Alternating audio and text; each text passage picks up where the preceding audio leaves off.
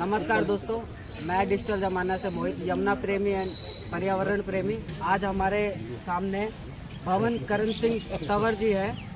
मैं इनसे माँ यमुना के बारे में 2 शब्द पूछूंगा, तो आप अपना इंट्रोडक्शन दीजिए हमारे व्यूअर्स को। सबसे पहले मैं हिंदू हूँ। सबसे जो मेरा एक पहचान है, मेरी आइडेंटिटी है कि मैं एक हिंदू हूँ। और अगर नाम की बात करूं तो मेरा नाम भुवन तंवर है। मैं एक भारतीय जनता पार्टी का छोटा सा कार्यकर्ता हूं, जिसे इस बार पार्टी ने मौका दिया कि दिल्ली कैंट विधानसभा में विधायक का चुनाव लड़े। एक मौका दिया जो हमारे देश के यशस्वी प्रधानमंत्री माननीय श्री नरेंद्र मोदी जी की एक जो पहल है कि हम अंतिम बैठे हुए व्यक्ति को, पंक्ति में जो अंतिम बैठा है उसको भी मौका दें। उसके तहत मेरे जैसे एक छोटे से कार्यकर्ता को यहाँ से चुनाव लड़ने का मौका दें। आज इस कार्यक्रम की अगर मैं बात करूं तो ये जो विराट हिंदू सम्मेलन हमारे मोती बाग स्थित रामलीला ग्राउंड में करा जा रहा है, जो पवित्र मंच है जहाँ पर F ब्लॉक में, जहाँ पर पर्वतीय रामलीला का हर बार यहाँ पे संचालन होता है। और जो आज ये सम्मेलन जिसके तहत हम सब हिंदुओं ने एकजुटता यहाँ पर दिखाई, सब हिंदुओं ने मिलकर यहाँ पर जो शोभा बढ़ाई है कार्यक्रम की, मैं सबको बहुत बहुत धन्यवाद देता हूँ। आपके व्यूअर्स को भी मैं धन्यवाद देता हूँ कि वो भी जैसे अपने अपने क्षेत्रों में जाकर हिंदू समाज के लिए, सनातन धर्म के लिए जो भी अपने लिए प्रयास कर रहे हैं और करना भी चाहते हैं, वो अपनी सहभागीदारी उसमें दें।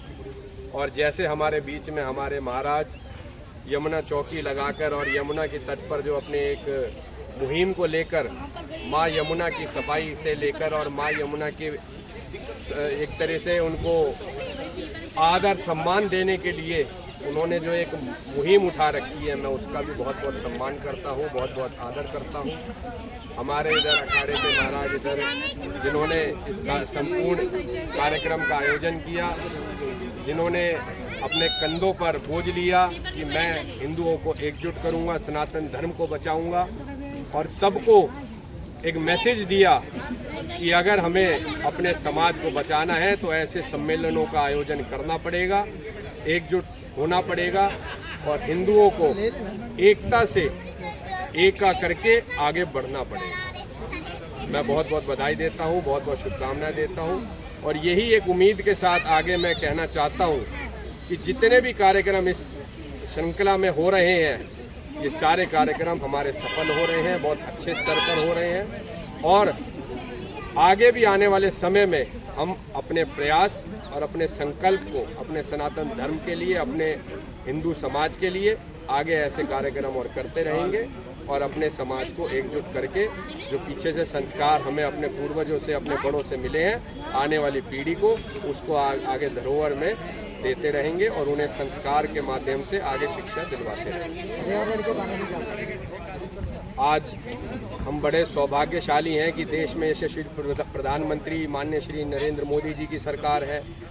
दिल्ली में हमारी आदरणीय बहन रेखा गुप्ता जी की सरकार है, माननीय मुख्यमंत्री जी हैं।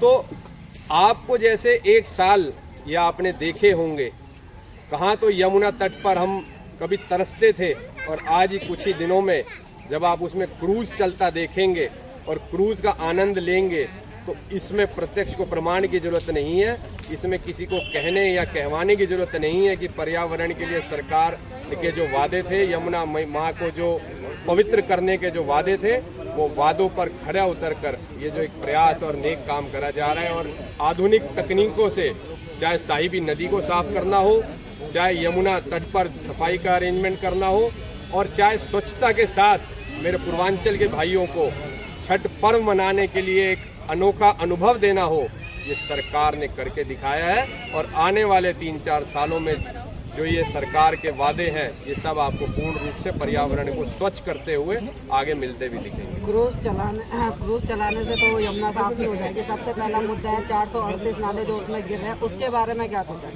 सबसे बड़ा साहिबी नदी का नाला है, जिसे नाला नहीं साहिबी नदी है, वो जिसे पीछे की 15-20 सालों में जो सरकार रही उसे नाले का रूप दे दिया।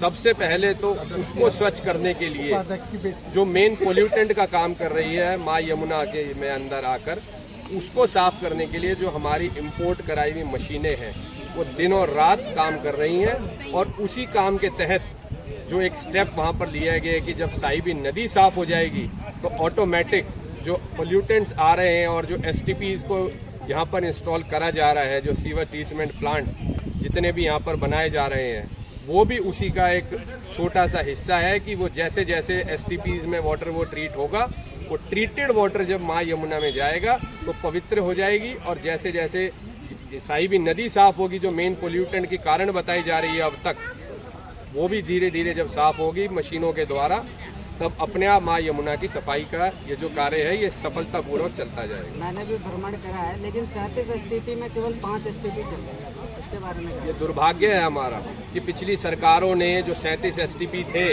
उसमें से आपके माध्यम से मुझे पता लग रहा है कि 5 ही चल रहे हैं। 5 ही चल रहे हैं। तो ये दुर्भाग्य है हमारा, मेरे चैनल पर पड़ी है, ये दुर्भाग्य है हमारा कि जिन सरकारों ने हमारे पूर्वांचल भाइयों का शोषण किया, बहनों के साथ उनका अपमान किया कि हम छठ मनाएंगे और झाग के झगोलों के साथ वह छठ मनवाया गया, तो ये उन सरकारों को उनके ऊपर लानत है जिन्होंने उस टाइम पर ये STPs पर ध्यान नहीं दिया।